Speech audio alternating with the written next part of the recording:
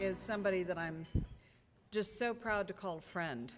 She and I met in Iraq in 2004, and I followed her to Kirkuk. She had been in Kirkuk, sort of in the north, and I came in afterwards. But she continued to do amazing work throughout Iraq. But that's not all she did. I mean, Emma's been educated in the UK, in Jerusalem, in Egypt. She has worked in the Palestinian territories on fostering cooperation and tolerance between the communities.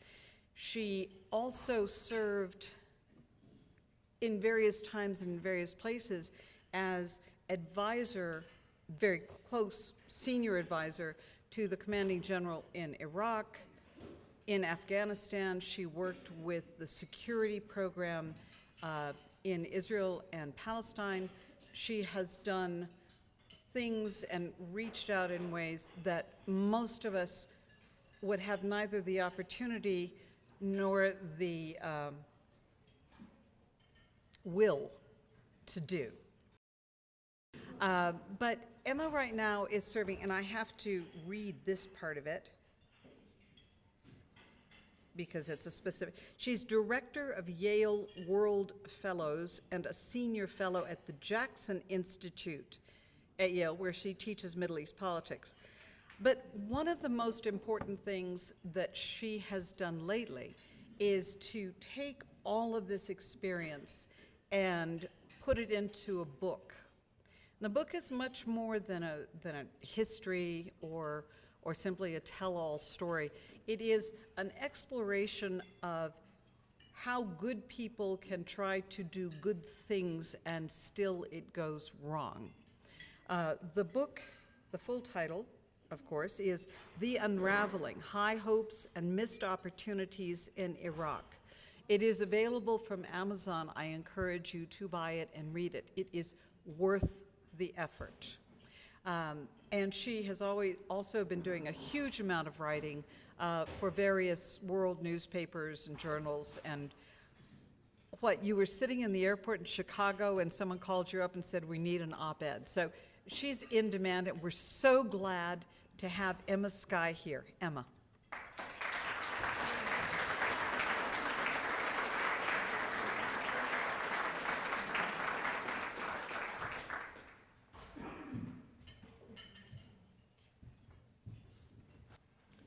So thank you very much, Joanne, for that lovely introduction. And it's my first time in Colorado Springs, and it's beautiful. It's really, really lovely. So it's wonderful to be here. It's a great privilege to be speaking to you all today. So thank you very much for coming.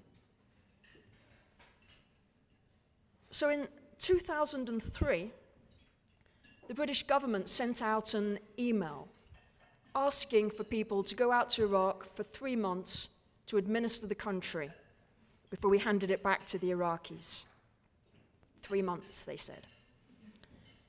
So I was very much against the war, but I thought, I will volunteer, I will go out to Iraq to apologize to Iraqis, to let them know that most people in Europe were against the war, and to do my bit to help them rebuild their country.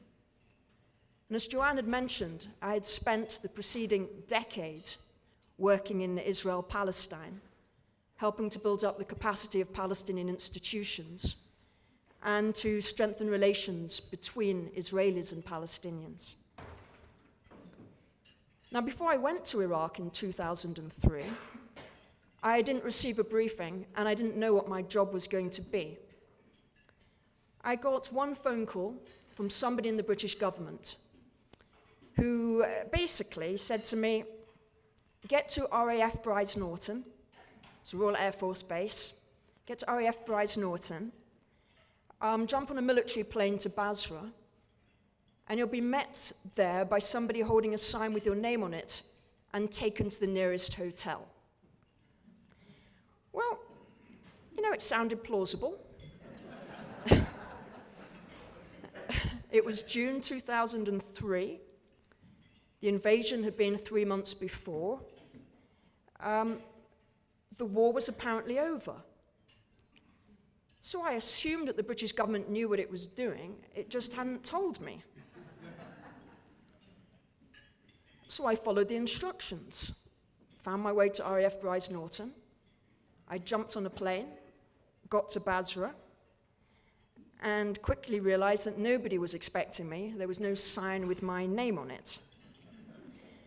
So I spent my first night in Iraq sleeping at the airport in the corridor from hell. It was 150-degree heat, no air conditioning, and all the British soldiers had stripped down to their underwear. And I thought, I'm not wearing appropriate underwear, I can't do that. So I just slept fully clothed, sweating. And the next day, I thought, I've got to get out of Basra. There's nothing for me to do here. So I found a C-130 going to Baghdad. And I thought, I'll try that. So got to Baghdad. I made my way to the Republican Palace, which was the headquarters of the Coalition Provisional Authority. And I announced that I was Emma from England, come to volunteer. And I was pleased to find out that there was a list with my name on it. That was reassuring. My first briefing I got was from a British colonel. He told me that, Iraq is safe, you'll be fine, the biggest threat to you is from trigger-happy Americans. That was less reassuring. So I was told they had enough people in Baghdad, and I should try the north. So after a week at the palace, I found another plane that was going up to Mosul. So I went to Mosul, and I was told, oh, we've got somebody there, keep going. So I kept going until I got to Kirkuk. When I arrived in Kirkuk, I was told that I was now the senior civilian in charge of the province and reporting to Ambassador Bremer. Like, wow, how embarrassing. I had no experience of running a small town in England, let alone a province in a foreign land. And people would say, you're British, you know how to do this. And I thought, well, I'm not from that background, I'm not from that class. I don't have ancestors who used to run the colonies. But I realized that Iraqis took my role quite seriously when insurgents tried to assassinate me in my first week. Normally people got to know me for a little bit longer than that before they try and kill me. This was just week one. So insurgents approached my house in the middle of the night, and they fired 5 rockets into it. Unfortunately, it was a well-made house. I say fortunately because I was upstairs, and one of the rockets came up through the ceiling into the room where I was in bed, but the explosion was taken out in the ceiling. Yes, so later that morning, I went into the Kirkuk government building, which was supposedly the headquarters of the Iraqi Provincial Council. But it was swarming with American soldiers who had taken over every room in the building and put up signs with their unit's name on it.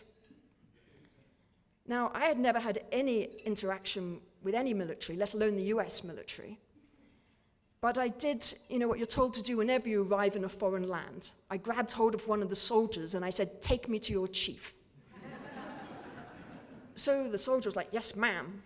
So I followed him up the stairs to what was the largest room in the building. It had previously been that of the governor of Kirkuk, and it was now the office of Colonel Mayville. And, I entered the office to find Colonel Mayville lying on the couch with his feet up. So I introduced myself and I said, Colonel, it's all rather embarrassing and awkward, but my house has been blown up. And I just wonder if you might have a spare tent or something on the airfield. And, Colonel Mayville sat up, snarled, poked his finger and said, we're going to hunt them down. I said, Colonel, you ought to do no such thing. They're attacking me because I'm a symbol of an illegal occupation. All I request from you is a tent, not a death warrant for my attackers. So I left the office furious, thinking, oh my God. But I soon received information that a tent had been made available for me. What they didn't tell me, but I found out when I turned up at my tent later that evening, was that it had 7 men in it. And they weren't 7 men of my choosing, I hasten to add. So I returned the next day to Colonel Mabel's office in the government building and brought with me my laptop. And I put the computer on his desk and I pulled up a chair next to his. And I had downloaded the 4th Geneva Convention. And I proceeded it to read to the Colonel, line by line. And I said, Colonel, if I find you in violation of any of these articles, I will take you to The Hague. Now, this was early days, and I didn't know at this stage that you can't take Americans to The Hague. And Americans aren't signed up to the International Criminal Court. Anyway, Colonel Mabel greeted my arrival in Kirkuk with great enthusiasm, as he viewed me as his replacement, the first of the civilians to take over from the military. He and his paratroopers had jumped into Iraq. They were tired, and they wanted to go home. So Mabel announced that he and I would share his office in the government building, that he would take me around the province and introduce me to everybody before he departed. And I thought, it's only going to be a matter of weeks. I can put up with him for that long. But so began an unlikely partnership. It started each morning when he would make me cups of tea. Kind of thought that's what British people do in the morning. They have cups of tea. So he treated me like this exotic pet. And we realized that we actually had the same goal. And that goal was to get Kirkuk back up on its feet, with Iraqis running their own affairs, so that US military could withdraw. And the more I got to know Mabel, I realized that we actually shared the same values. He had a wicked sense of humor, and we had read the same books. And he wanted to learn from me everything that I knew about the Middle East. And it soon became clear that lots of civilians were not going to arrive anytime soon, and that the brigade was going to stay a lot longer. And so I spent every day going out, meeting with different groups of Iraqis, listening to their fears and grievances, and mediating between them. So let me tell you a little bit about Kirkuk. It's an extraordinary province north of Baghdad. It's a multi-ethnic, multicultural place. It's home to Arabs, Kurds, Turkmen, Sunni, Shia, Sufi, Christian, Kakai, Yazidi. It also has lots of oil. And the Ba'ath Party had Arabized the province by expelling Kurds and importing Arabs from the south. In the aftermath of the overthrow of Saddam's regime, there was a struggle for control of the province, with the Kurds seeking to annex it to Kurdistan. But I was struck by how the different communities intermarried, how they spoke each other's languages, and how they loved each other's cultures. So in an attempt to diffuse tensions between the different groups, I organized a cultural event at the Kirkuk Museum. So for one evening, many of the artifacts that had been looted from the museum and were being stored in people's houses were put back on display. And the groups put on traditional performances. And the night culminated quite spontaneously with everybody coming forward to dance the dabka hand in hand in a long line. And one of the politicians jumped up and shouted, this is Kirkuk. This is who we are. And it's a night that I'll always remember. We were successful on the ground in Kirkuk, empowering local leaders and mediating between the different groups and balancing them. But decisions that had been taken way above our heads at the national level had dramatic impact on the country. So a month before I arrived in Iraq, the coalition dissolved the Ba'ath Party and dismissed the security institutions. In so doing, it removed the sinews of the state that held the country together. And in the resulting power vacuum, Iraqis formed gangs to protect themselves, and militias and insurgent groups flourished, leading to a breakdown in social order and Iraq's descent into civil war. In that first week I had in Baghdad, I had gone downtown and was struck by all the looting.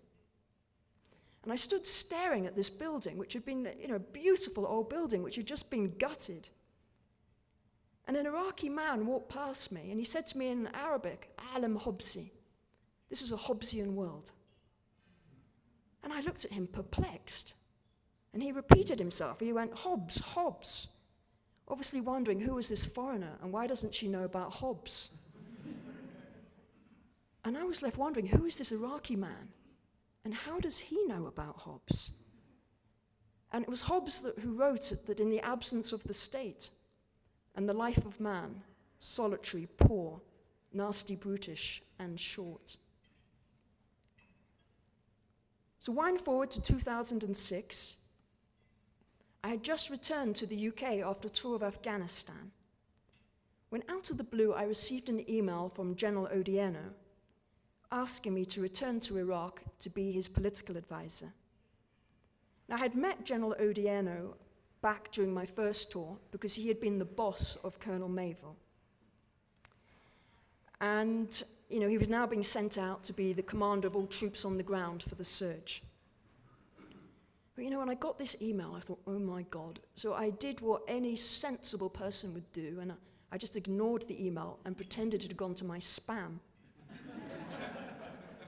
Well, that didn't last very long, because generals have, lots of people who work for them. So a couple of hours later, I received a photo of my house in London on Google Earth with rockets pointing down at it. And I thought, not again. So I went back to Iraq, beginning of 2007. And I said, to General Odierno, I said, what do you want me to do? What's my job to be? And he said, you're to accompany me wherever I go. You've got a very, very different perspective to that of the military. And he told me that during his first tour in Iraq, he'd really come to see the limitations of military force. And he told me that I was to tell him when he was screwing up. And I thought, that's fantastic. That's the perfect job for me. And so that's what happened. I went with him wherever he went. And at that stage, the levels of violence in Iraq were simply horrific. And everyone thought the country was lost. So my main focus during that time was to try to understand what was driving instability in Iraq. Who were all the different armed groups? Why were they using violence? How to get them out of the fight? Now, the military was used to identifying and targeting the enemy. So it required a real change of mindset to get them to try to understand who these armed groups were and what they wanted, particularly when they were killing our soldiers. And the Iraqi government was, very, very suspicious that the US military was now going to do deals with armed groups that sought the overthrow of the Iraqi government. Now, I found an unexpected ally in my endeavors. Her name was Dr. Basma. She wore hijab and heels. She was a rocket scientist from Sadr City in Baghdad. And she was the military advisor to the Iraqi Prime Minister, only in Iraq. And Dr. Basma and I saw in each other two kindred spirits. We were two women, similar age, working with the military. And as she told me, military men are very difficult. And so we understood that the different groups in Iraq were competing for power and resources. And we both believed that the only way to end the violence was through reconciliation. And we believed that most groups could be brought into the process. Only the most extreme, the ones that wanted to collapse the nation state, the ones that wanted to build the caliphate, could not. And so we helped our respective bosses, General Odierno, and the Iraqi Prime Minister reach agreement on the way ahead. And the Sunni awakening grew and flourished, turning against al-Qaeda and bringing about a dramatic decline in violence. So the surge was an extraordinary period. The US changed its tactics during the surge to focus on population security, outreach to insurgents, and precise targeting of those who were deemed irreconcilable. The surge helped to bring about a shift in the strategic calculus of the different groups. They stopped using violence. And US military brokered ceasefires and truces on the ground between all the different competing groups. We hope that elections in 2010 would produce a political settlement and power sharing that would set Iraq irreversibly on the way towards stability. So what went wrong? Why did it all unravel? The turnout for the 2010 elections was high. Iraqis wanted to believe in the political process and were hopeful that they could move beyond the sectarianism. They were fed up with religious parties. So Iraqia, a coalition led by Ayad Alawi, who was a secular Shia, campaigned on a platform of no to sectarianism and Iraq for all Iraqis. It attracted support from Iraq's Sunnis, secular Shia, and minorities, and it won the most seats in the elections. Now, Maliki, the incumbent, refused to believe he had lost the elections. He demanded a recount, and he used de-Baathification to try to disqualify Iraqis as candidates and to annul their votes. When that failed to give him victory, he further intimidated his rivals, he pressured the judiciary to rule in his favor, and Maliki became so focused on regime survival that he was prepared to do anything in order to stay in power. Now, there were differences within the US system over what to do. General Odierno, my boss, believed that the US should uphold the right of the winning bloc to have first go at trying to form the government. He didn't believe that Alawi would be able to form the government with himself as prime minister, but he thought he could lead to an agreement between Alawi and Maliki on sharing power, or the selection of a third person to be prime minister. However, that advice was not followed. Vice President Joe Biden decided to follow the advice of the US ambassador that the US would support keeping the incumbent in power.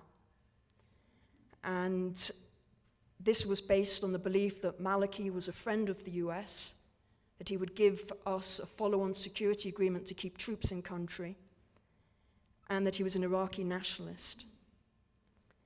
And it was seen as the quickest way to have the government in Iraq formed ahead of the US midterm elections.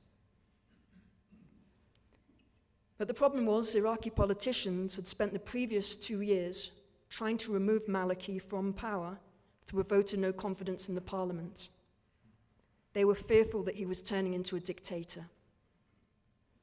And each time they'd come close to taking the vote, the US had intervened and said, look, the security situation in Iraq is too fragile at this time for a change in leadership.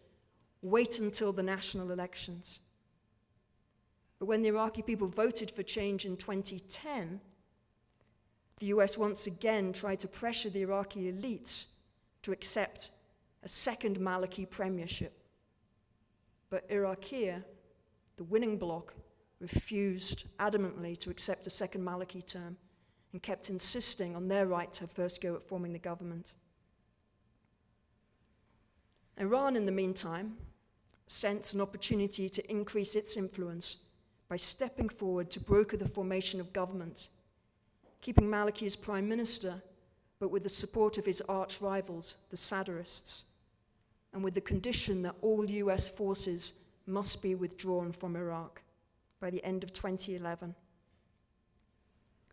And so that was how the US, in its rush for the exit, missed the chance to help put Iraq on an even keel and to move beyond the sectarianism that had bedeviled the country. In the region, people spoke about how Iran had driven America out of Iraq, or how the U.S. had given Iraq to Iran on a silver platter. And secure in his seat for a second term, Maliki immediately accused Sunni politicians of terrorism, driving them out of the political process. He reneged on his promises to the tribal leaders who had fought against al-Qaeda in Iraq. He arrested Sunnis en masse, and he subverted the democratic institutions that were supposed to keep a check on the power of the executive. Sunni protests were violently crushed, and such an environment enabled the Islamic State to rise up out of the ashes of al-Qaeda in Iraq. And Sunnis who had previously contained and defeated al-Qaeda in Iraq with our support now determined that the Islamic State was the lesser of two evils when compared with the Iranian-backed regime of Maliki. So I went back to Iraq last summer, just after ISIS had swept into Mosul. And the Iraqi army, which had greatly outnumbered ISIS, and in which we had invested billions, had fled, leaving behind all their US-supplied equipment. And Maliki had replaced those leaders in the military who he feared were too close to the US with guys who he trusted, ones loyal to him. And they had pocketed the funds that were supposed to be used to buy ammunition and food for the soldiers. And they had never given orders to any of the Iraqi army to fight. We should never have invaded Iraq in 2003. But nothing that happened in Iraq after 2003 was inevitable or preordained. There were hopes for a world without Saddam Hussein's, and the missed opportunities to create a better order. We have seen the unintended consequences of our actions, but also of our non-actions. And we remain so traumatized by what happened in the Iraq War that we have stood by while mass murder has happened in Syria. 250,000 Syrians are now dead, half the country displaced from their homes, refugees spilling over into neighboring countries and into Europe. So I hope my book, The Unraveling, contributes to a more informed discussion about what happened in Iraq, so that we can learn, heal, and re-examine who we are and what we stand for. I hope the book will help us better understand the limitations of external actors in foreign lands, but also where it is that we can have influence, and what it is we can do to make our world safer and more peaceful for everyone. So thank you.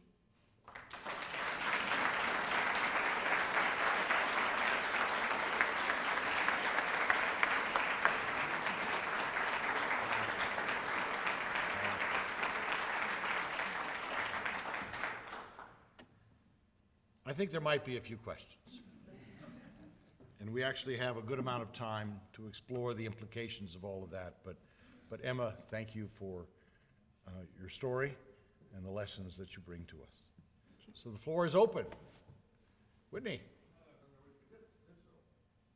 And for those, maybe this is their first event, I'm going to repeat the questions for the benefit of the Pikes Peak Library District, which is filming all of this, so that others can see this as well.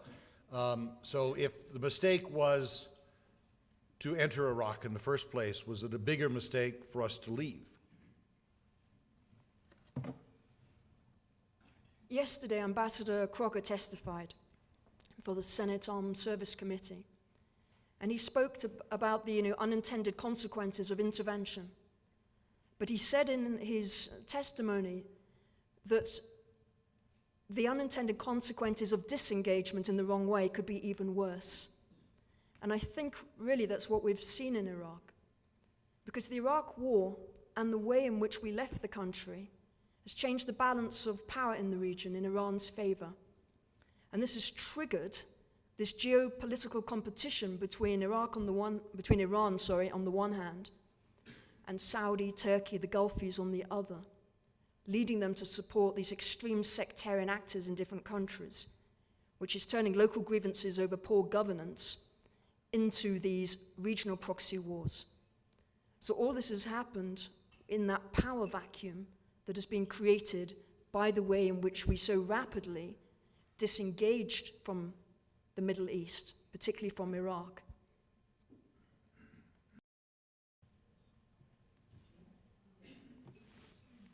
Hillary.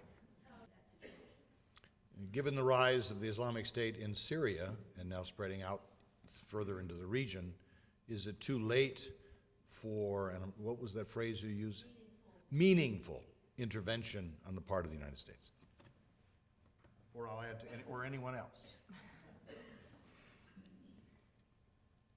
You know, what happens in the Middle East doesn't stay in the Middle East. If ISIL, ISIS, Daesh, whatever you want to call them, John Oliver called them more colorful terms, if anybody watched John Oliver the other day. But that was HBO, I don't think I'm allowed to repeat it here. They're not contained within Syria and Iraq. So we're seeing refugee flows, we're seeing ISIS, Daesh, spread out from the Middle East, so not being contained in the Middle East. And I think as much as we'd like to ignore the problem and hope it goes away, it won't go away. And the longer we leave things, the worse it gets, the more the region becomes destabilized, and the narrower the policy options. So sooner or later, we're going to have to do something. And you can see France now reacting. And there will be more attacks. And do we just wait until there are more attacks to get public opinion to say we need to do something? So something needs to be done. The question is what? You know, Daesh, ISIS is not the root cause of the problems in the Middle East. It's a symptom of a problem. And the bigger problems really are the regimes in the Middle East and the way that we've interacted with these regimes over the years, which hasn't necessarily been positive. You know, we've been propping up or supporting autocratic regimes, selling them weapons, and they've been oppressing their people. So there are many issues in the region. There's not a simple solution to ISIS. ISIS needs to be not contained, it needs to be defeated. It needs to be destroyed. But how to get there? Because if we go into coalition with the Russians and the Iranians, that's part of the problem that has led to the emergence of ISIL. So yes, we could kill everybody, but all that is doing is setting the conditions for some of ISIS to come out. So in the end of the day, it's only the Sunni population of Syria and Iraq that can really defeat ISIS, defeat it ideologically and militarily. But how to set the conditions that they are willing and able to do that. And that's the challenge, because it needs a political solution. But how to set the conditions for that political solution? The intervention of Russia and Iran on Assad's side has strengthened Assad. They're not looking at defeating ISIS, they're looking at strengthening Assad. So this has made a political solution even less likely. And so I do believe there needs to be military intervention on the West, on behalf of the West, not just the US. It must be united West to help create the conditions. When you look at all those people fleeing from Syria, most of them are fleeing because of the barrel bombing of the regime. That's what they're fleeing. We need to show them that we care. We need to try and set up some sort of safe zone within Syria where Syrians can feel safe.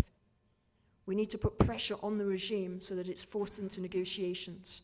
Can't allow the regime a military victory over all the Sunnis in the country. So this is very, very, very difficult. And the longer it goes on, the worse it's going to get. Russia sees itself as, the leader of the coalition against ISIS. That cannot possibly work. That cannot possibly work. I mean, Russia's supporting the Assad regime. So we need to do more to find that, balance Russia and America, balance Saudi, Iran, then get different groups on the ground to some ceasefires to stop the violence. And then look at what would a post-ISIS Syria and a post-ISIS Iraq look like. It can't look like pre-ISIS because that's what led to ISIS. So this requires huge amounts of diplomatic engagement, not at low levels, at most senior levels, to really prioritize this. If we don't do it, it's just going to get worse and worse. And there's one thing worse than US engagement in the Middle East, it's US disengagement. And if you want to see what a post-America world might look like, the Middle East is showing it to us.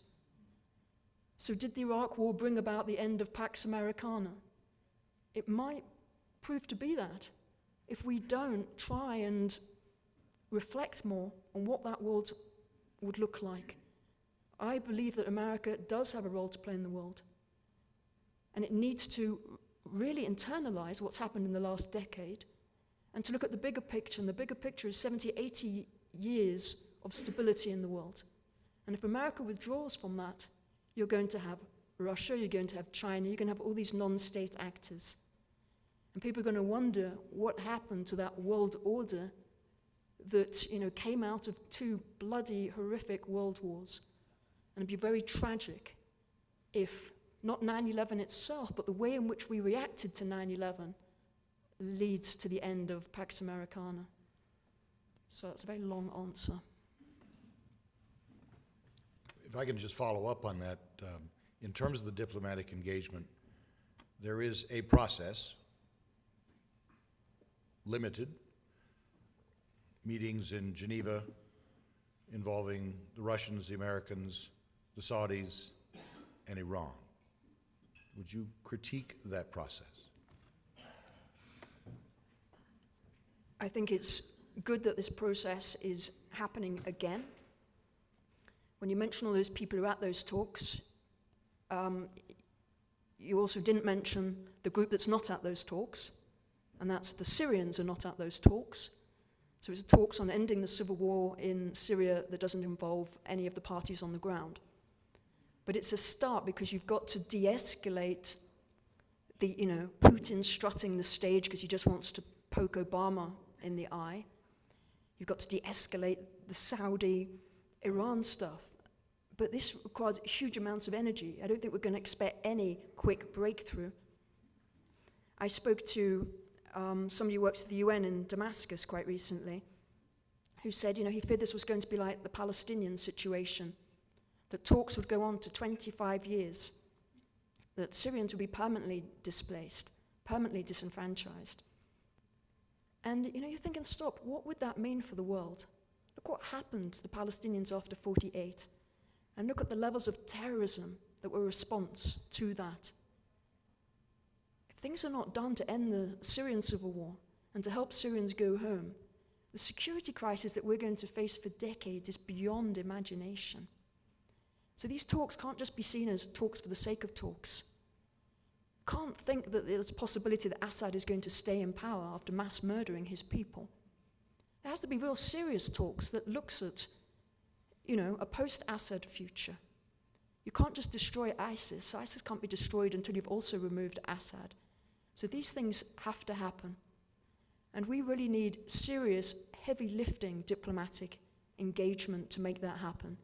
And that also requires having skin in the game when it comes to using military force to contain ISIS and to stop it expanding. Dan? What are the realistic prospects of a tripartite division of Iraq? What are the realistic prospects of a tripartite, by which I presume you mean Sunni, Shia, and Kurdish, tripartite division of Iraq? A number of people, including our dear Vice President, have put forward this as the solution. And, if only it were that simple. So in 91, a safe haven was given to the Kurds in the north. And the first thing that happened after they got their safe haven was a civil war, intra-Kurd. When you look at the moment in the south of Iraq, you can look at all the different groups there competing for power. And you can look within the Sunnistan, you see the Sunnis all fighting against each other. So this is not really to do about God. It's not really to do about borders being put in the wrong way. It's to do with power struggles, struggles for power and resources. When we got to Baghdad in 2003, a third of the population was intermarried. Kirkuk, I was talking about, Kirkuk is very intermarried. So what do you do to all these people? Do you just force all the Sunni and Shia to divorce? You can try. What happens to the kids who are Sushi? I don't know which way they have to go. You know, the vice chief of the Iraqi armed forces, his grandfather was prime minister. He had 3 daughters. He married one to a Turkmen, one to a Sunni, one to a Shia. It's kind of what it means to be Iraqi. 100 years ago, Baghdad was 40% Jewish. It's a multicultural, multi-ethnic place, always has been. If you divided it into 3, and you'd have Sunnis control the water, Shia control the oil. I'm not sure that's a recipe for peaceful coexistence. So it's really, really hard. It is hard, and there are no simple solutions. And it's not as if only the British colonial powers had drawn the borders a little bit to the left or a little bit to the right, there wouldn't be these problems. You can look at all of these states and say they're artificial states. America, what an artificial state. You're born as human beings, you're not born as chickens or ducks. But you're made into Americans by your education. You know, you go to school, you're taught the oath of allegiance, salute the flag, do all that stuff at sports games. You're taught that you're exceptional. You know, and you really are. You know, all of these things are social constructs. These are things that you educate people to believe in. In Iraq under the monarchy, there was lots of effort to educate people to be Iraqis. And that strong sense of Iraqi national identity is still there with certain groups, not with the Kurds, but with others. So it's not something that's innate, it's something that the state, it's the role of the state. You know, you think, does a state build a nation or a nation build a state? And what's the process you have to go through? What is it that turned you into Americans? And in Iraq, previously, it had been through education, through military service that made people feel Iraqi. So identity is complex, and when the state is weak and the state starts to fall apart, people fall back on their sub-identities, the tribal identities, religious identities, sub-identities. And that happens anywhere. And the system we put in place when we came to power, when we took power in 2003, was based on sect and ethnicity. We didn't build up a sense of Iraqiness. We introduced a very sectarian system where the prime minister had to be Shia, the president had to be this, the other person had to be that. And that then permeated down through the institutions, corrupted the institutions. Not a good system. Not a good system at all. So I think when you look to the future of Iraq, you have to think in terms of confederation with Kurdistan, decentralization down to the provincial level, a change in the electoral system so that people are the elected representative of the city or the town in which they live, not based on some sect or ethnicity. It's much more natural to be the representative of Colorado Springs than to be the representative of the Protestants. So and to diversify the economy away from oil. Iraq's economy, 95% of it comes from oil. And that has just fueled corruption. People just want to capture the state to get all the money. But it's not beyond human imagination to think of systems that would enable people to live together peacefully. When you look at this part of the world, this is not like Europe. This didn't go through decades of bloody sectarian war. When you look at Iraq, its history is mostly of peaceful coexistence, mostly through the centuries. So what we see today is not normal. And you can say, it's because of the 2003 war. You could say it's because of the 1979 Islamic Revolution in Iran. You could say it's because of the 1953 coup that we organized against the democratically elected regime in Iran that brought all these other things into play. So it's built up over a while. But we are where we are. And when they do opinion polls in Iraq, the Kurds want independence, but the rest of the country wants to stay together still. Stephen. The question is, where do we find the money to do the kinds of things that you're talking about? Dealing with refugees, coming from the examples that Stephen gave, coming out of Africa. You know, we're talking huge investments of money to be able to accommodate refugee flows, even without, or migrant flow, immigrant flows, not only the refugees coming out of Syria. EU economy is in a slowdown. The American economy is still recovering. China's economy is in a slowdown. The global economy is in a slowdown. So there's this sense that we don't really have the resources to do this. Is it a realistic proposition, or would you say that the resources are there, they're just not, we just don't think about it that way? It's a question of priorities and how we allocate our resources. The war in Iraq cost, I don't know, $3 trillion. We don't have any problem putting dollars when it comes to wars. We have more problems putting dollars towards preventing wars. And I think what we're seeing out of the Middle East is the meltdown of a region, and it's not going to stay in the region. The cost will come first to Europe, and what comes to Europe then comes to the US. You brought up the issue of refugees. Now, ISIS attacks in Paris are aimed at provoking a backlash against refugees. ISIS wants to show that Muslims cannot live in the West, that there's a clash of civilizations between Islam and the West. You know, it's a narrative that lots of people here also buy into. It's a narrative that I don't believe in at all. But that's what ISIS is trying to do. ISIS is upset that the refugees aren't going to live in the caliphate, that they're choosing to go and live in the West, the ones who can get there. So ISIS' attempt is to create this backlash where European non-Muslims turn on European Muslims. So it's hugely important that the West welcomes these refugees. Hugely important. You know, the nonsense that we've seen from, I think it was 27 governors, 31. This stuff is appalling. It is racist, it is ignorant, and it plays into ISIS's hands. It's absolutely what ISIS wants to show. So there was this wonderful thing on Fox News, not that I watch Fox News, but there was a Muslim woman who went on wearing her djebas, the Stars and Stripes. So I thought, that takes guts to do that. Must make Muslims of America, Muslims of Europe feel they are part of our society. They have enriched our society, they contribute hugely to our society.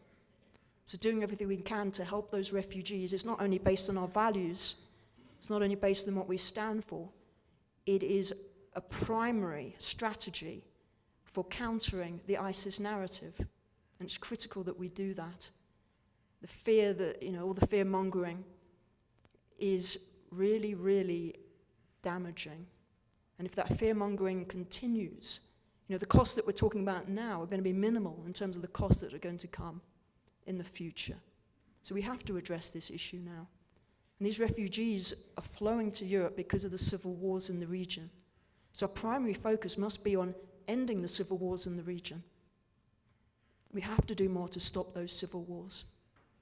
And when you can look and think, ISIS, there it is with its US Humvees and all its US equipment. Shia militias, all with US equipment. Everybody's got US equipment. You know, it's happy days for the defense industry, but it's not happy days for the region at all.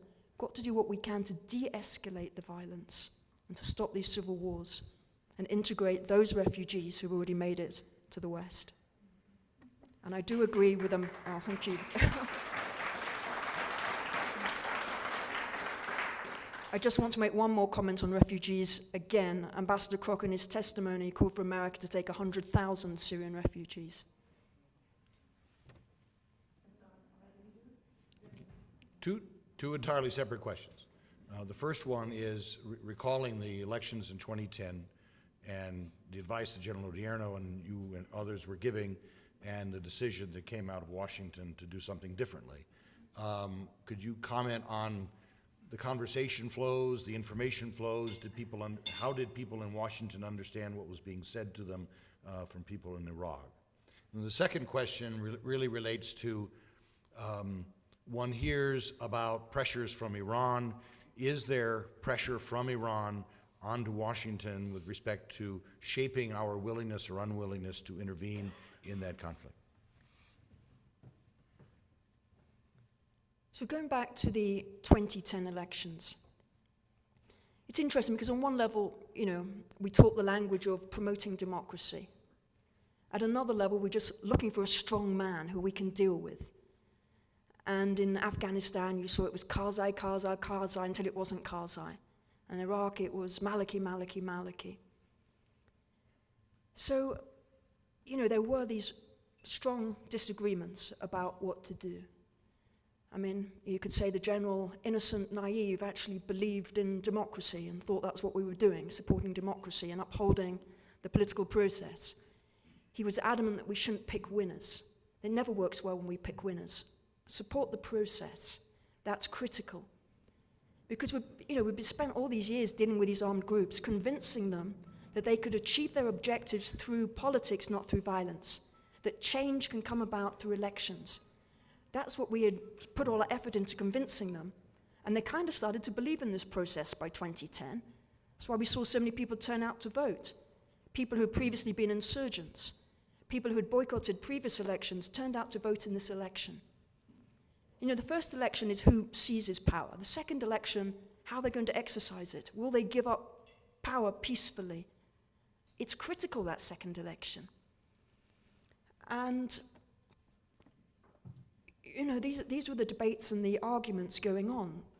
And the other side was basically saying, Iraq's not ready for democracy. Iraq needs a Shia strong man, and Maliki's our man. He'll give us the follow-on security agreement to keep troops in country. So, from that angle, it was coming from a very much US perspective, what was believed to be in US best national interests. So Joe Biden listened to both sides of the debate, and in the end, he came out on the side of the ambassador, not the side of the general. So, different advice could have led him to take a different position, but that's the way it came down. The second question was about Iran. And, up until 2010, you can look from a period of 2007 to 2010, US influence in Iraq was very, very high. After the, colossal mistakes of outset of the war, the US had kind of come back during the surge, and the US was credited with bringing the violence down, of saving Iraq from itself. And at this time, Iranian influence was really, really low. But because of the way, the mismanagement of the formation of the government in 2010, that led to Iran really rising in influence. Maliki went way over to the Iranian camp because it was the Iranians who assured him his second term, not us. Now, through this period, as Iran started to do more and more and more, get more heavily involved, the US wasn't pushing back on Iranian influence. We had the negotiations going on over the nuclear agreement. And the sense was, let's just focus on the nuclear agreement, let's not rock the boat. And so more wasn't done in Iraq to push back on Iranian influence. The strongest person in Iraq today is Qasem Soleimani. He's an Iranian general, the head of the IRGC, or Quds Force. He's the strongest person. At the front line of the battles against ISIS, he's there on the ground, making sure the troops have food and ammunition. He has militias that work for him, and these militias are stronger than the Iraqi army. So Iran's influence in Iraq, Iran is the strongest player in Iraq today. Iran is hugely influential in Iraq and inside Syria. And so that's part of this proxy war that is going on. Eden, and then here. Eden raises a point, Eden from Bosnia, that whether it's attacks in Bosnia, whether it's attacks in Paris or attacks wherever else, you have people who are European, who are born and live in Europe, they're radicalized in Europe, they commit attacks in Europe. It's connected to, but not the same as, is an extension of ISIL. Could you comment on the European dimension of this problem and what those connections might be? Is that a fair rendition of the question? Firstly, I want to put it in perspective. it's a tiny, tiny, tiny percent who are radicalized. Now, they can cause huge amounts of damage, but it is a tiny, tiny percent. And there's no simple explanation. You can think, not enough has been done on integration and community cohesion in European countries, particularly France, but also Britain and Belgium. So in some places, Muslim communities feel alienated from mainstream culture. But there are many different phenomena at place. Before some of these people were being radicalized because of what we were doing in Iraq and Afghanistan. Now people are becoming radicalized because of what we're not doing inside Syria. So you can look at what Assad is doing, and people have seen these photos of mass murder being circulated, and ordinary, decent people have got up and said, we're going to Syria to fight against Assad. So lots of those people are going to fight against Assad in the same way that people went to fight in the Spanish Civil War. Now, there are some who are very rough people, who often spent time in jail. Some of them are converts to Islam. And during their time in jail, they have become radicalized. And they go out because this is the most empowering thing. You can carry a weapon, it's jihadi cool, it's glamorous, it's exciting. They feel nothing in their own country, they feel they're nothings. And they go out there and they suddenly feel powerful. You see young women and girls going out because, again, it's seen as rebellion against their parents. It's countercultural. So we always talk about supporting the moderates. What teenager is interested in moderates? So it's a really complex phenomenon. And there is a lot of these people don't know the first thing about Islam. So you see these books they're downloading, Islam for Dummies. So it's not, some are very knowledgeable about Islam, but many are not knowledgeable at all. It's just being rebellious. But there is, within Sunni Islam, there is this radical ideology. Can't just call it Salafi, because some Salafi are quietists and some are activists, but this Wahhabi strain. You can say that over the years, Saudi Arabia has promulgated this through sending out its preachers, its imams, its schools all over the place, and some of this is really coming home to roost. In the old days, the states in the Middle East used to put more effort into funding Sufi Islam, which is a much more moderate spiritual form. So there are many different things which are going on internally within the Muslim world, not just between Sunni Islam and Shia Islam, but within Sunni Islam.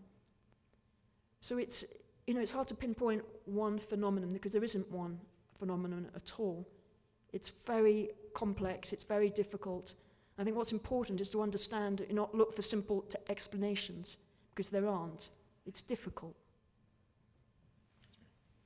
My question is, well, first off, point of view, I guess. It's an excellent question. The question is basically, how do you thwart the ISIS narrative? The propaganda picture of we're a real state, we're taking the trash out, we're turning on the electricity, we're moving water, we're doing governance, we're doing utilities, we're doing all the stuff that states do, and that's why we're a real state, and that's why we're different from those Al-Qaeda guys, right? But how do you combat that narrative? And I should say, if you weren't here for Sergej Popovich when he was here last month, he addressed that particular topic, so you might want to go on the website and our website and look at his presentation on how, from his perspective, you would deal with that. But from your perspective, how do you deal with this narrative?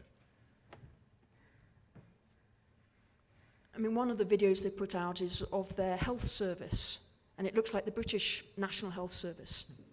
You've got an Australian doctor walking through the hospital ward. And, the way in which the Islamic State is different from Al-Qaeda is trying to show itself as a state delivering services. And some people who've done analysis are looking at comparing the governance of the Islamic State with the governance of the regimes.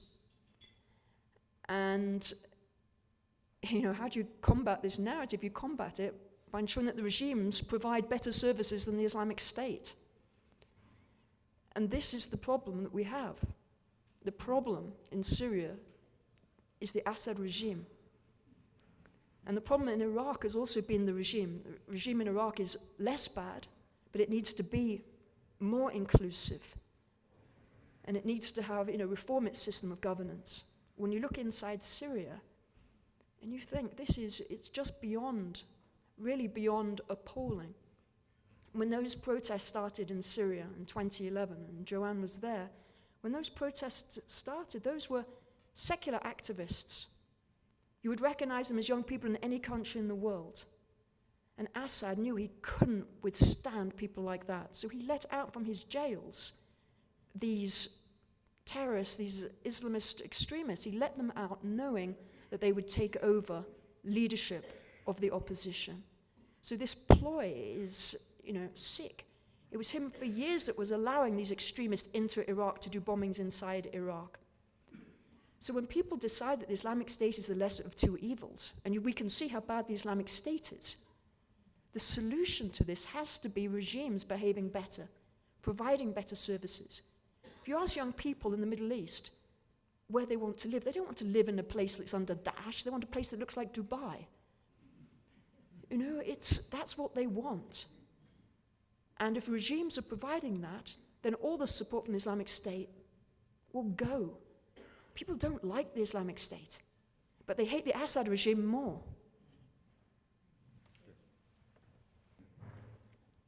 Right. To reframe the question, one of the ideological impulses that comes from the leadership of ISIS is this apocalyptic notion of the end of days, and the caliphate is a prerequisite of all of that. And could you speak more to that narrative, and to which I would add, how widely understood is this, or is this something coming top down that nobody really pays much attention to?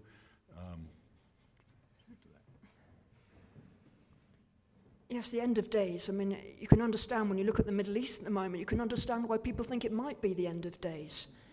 It is pretty grim. Now, within, the old guys of Al-Qaeda in Iraq, one of the old leaders, al-Masri, was very much about, the Mahdi's coming, the Mahdi's coming. With the current lot of ISIS, they don't really talk so much about the Mahdi. They talk about building the caliphate.